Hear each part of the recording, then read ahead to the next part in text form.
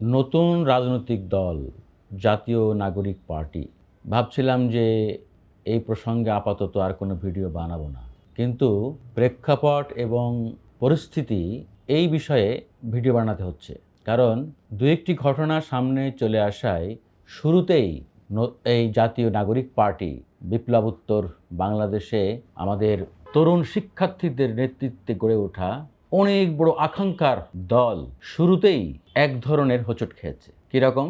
নিশ্চয়ই আপনারা গতকাল দেখেছেন সামাজিক যোগাযোগ মাধ্যমে সর্বত্র গাড়ি রিকুইজিশন করার রিসিপ্ট অর্ডার এটি ছড়িয়ে পড়েছে। সরকারের তরফ থেকে সরকারিভাবে জেলা প্রশাসকের দপ্তর থেকে এই নতুন দলের আত্মপ্রকাশের অনুষ্ঠানের আসার জন্য ডিসি অফিস থেকে গাড়ি রিকুইজিশন করে দেওয়া হয়েছে। তাহলে কি দাঁড়ালো? তাহলে কি মানুষ ধরে নেবে এটি বর্তমান সরকারি দল, মানে ডক্টর ইউনূস সরকারের রাজনৈতিক দল? আলোচনা হচ্ছে কিন্তু। তাহলে আওয়ামী লীগ আর বিএনপির সঙ্গে এই দলের পার্থক্য কি? কারণ ছাত্রদের এই নতুন দলকে কেন্দ্র করে মানুষের প্রত্যাশা কিন্তু অনেক উচ্চতায়। কোনো দলের ক্যারেক্টারের সঙ্গে এই দলকে কেউ মিলাতে চায় না।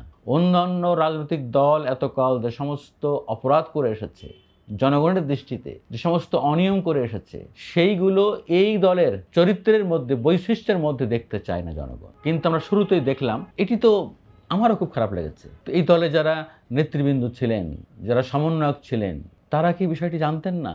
দলের আহ্বায়ক নাহিদ ইসলাম, উত্তরাঞ্চল দক্ষিণ অঞ্চলের যিনি প্রধান হয়েছেন মুখ্য সমন্বয়ক হাসনাত আবদুল্লাহ, সারজিস আলম, তারা কি জানতেন না? তারা জানলে এটা আটকাননি কেন? আমি তো কালকে একটা টেলিভিশন টক শোতে দেখলাম, নতুন দল জাতীয় নাগরিক পার্টির একজন নেতা, কেন্দ্রীয় নেতা, তিনি বলছেন আমরা কিভাবে দলের টাকা চাঁদা মাধ্যমে গ্রহণ করে দল চালাচ্ছি, যে আমাদের প্রত্যেকটা সদস্য তারা কেউ 5,000, কেউ 10,000, সর্বনিম্ন নাকি 1,000 টাকা দিতে হয়, এবং তারা কোথাও টকশো করলেও তার অর্ধেক দিতে হয়। ভালো কথা, ঠিক আছে, আপনারা নিজেরা চাঁদা নিয়ে দল চালাবেন, এটাই হওয়া উচিত। আমি তো গতকাল বলেছি যে আপনাদেরকে 24-এর গণ অভ্যুত্থান পরবর্তী বাংলাদেশে কোটি কোটি মানুষ আপনাদের ভালোবাসে। তা আপনারা ওপেন করেন, আপনারা বিকাশ নাম্বার দেন, ব্যাংক অ্যাকাউন্ট নাম্বার দেন, এই জনগণ আপনাদেরকে চাঁদা দিবে, কোনো সমস্যা তো নাই। 5 টাকা 10 টাকা তো কিছু না, 50 টাকা 100 টাকাও বর্তমান সময়ে কিছু না। আরে ভাই, যদি 100 টাকা করে দেয় 1 কোটি লোক, কত টাকা? অনেক টাকা। তা আপনারা আগের অন্য পথে যাচ্ছেন কেন? আমি তো গতকালই বলেছি, 2 ধরনের টাকা আপনারা নিতে পারবেন না, নিবেন না। লোভ দেখালো নিবেন না।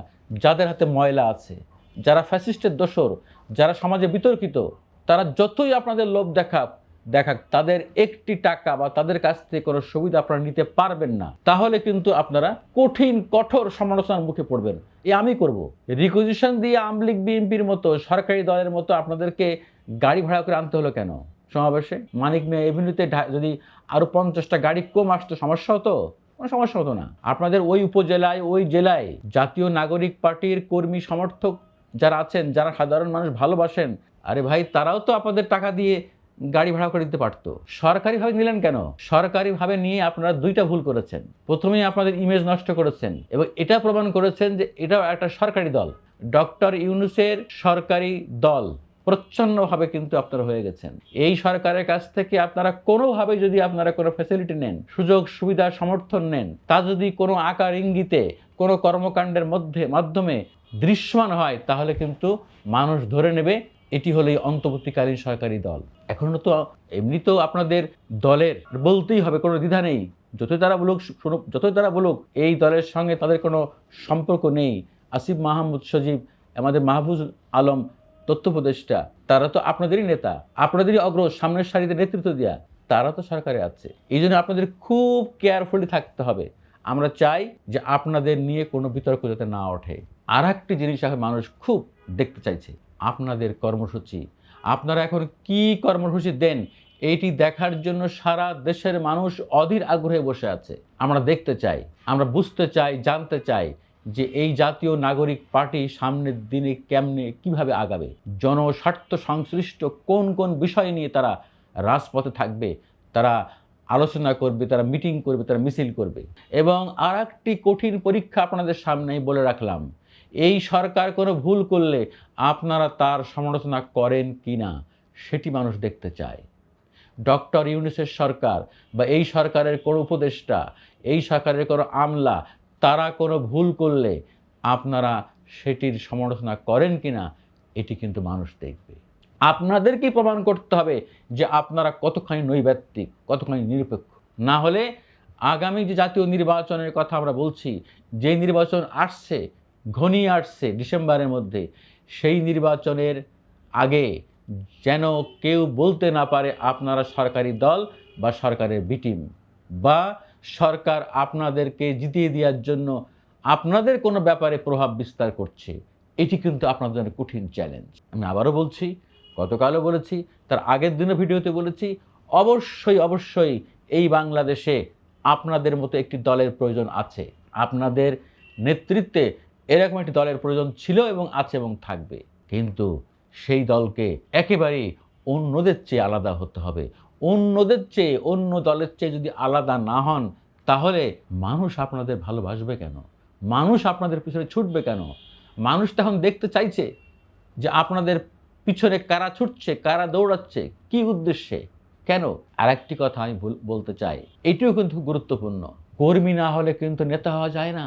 এখন যেহেতু আপনারা স্বতন্ত্র একটি দল করে ফেলেছেন, এখন যেহেতু আপনারা একটি রাজনৈতিক দলের ব্যানারে আছেন, মানুষ কিন্তু দেখতে চাইবে যে আপনার দলে কারা কারা কর্মী, কতজন কর্মী, কোথায় কত কর্মী। কর্মী সমর্থক ছাড়া নেতা তৈরি হয় না। কর্মী সমর্থক ছাড়া দল আগাতে পারে না। কর্মী সমর্থকদের যে ওয়েভ, ঢেউ, জনস্রোত, এটি হলো সবচেয়ে বড় জিনিস। থাকতে হবে বিপুল সংখ্যক কর্মী, সমর্থক এবং সাধারণ মানুষের উচ্ছ্বাস, ভালোবাসা আপনাদের প্রতি। সেটি আপনারা এই আওয়ামী লীগ বিএনপির বাইরে কি অবস্থান তৈরি করতে পারেন? আমি বারবারই আওয়ামী লীগ এজন্যই বলতে হচ্ছে যে তারা, আওয়ামী লীগ তখন অতীত, তারা ফ্যাসিস্ট, তারা আর ওই নামে ওইভাবে বাংলাদেশে কখনো ফিরে আসতে পারবে কিনা সেটি সন্দেহ আছে।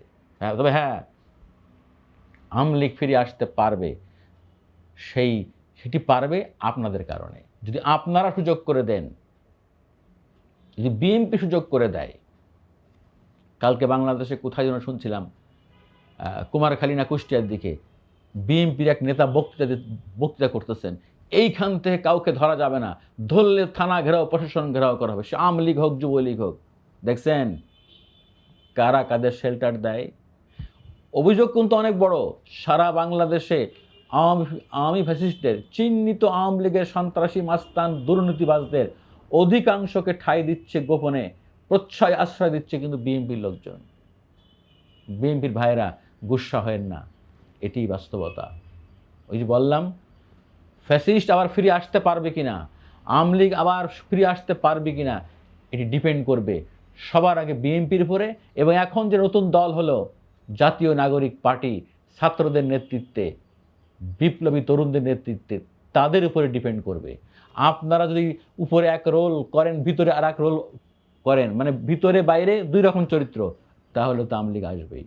আর হ্যাঁ, এরকম করলে জনগণের চোখ আপনারা ফাঁকি দিতে পারবেন না।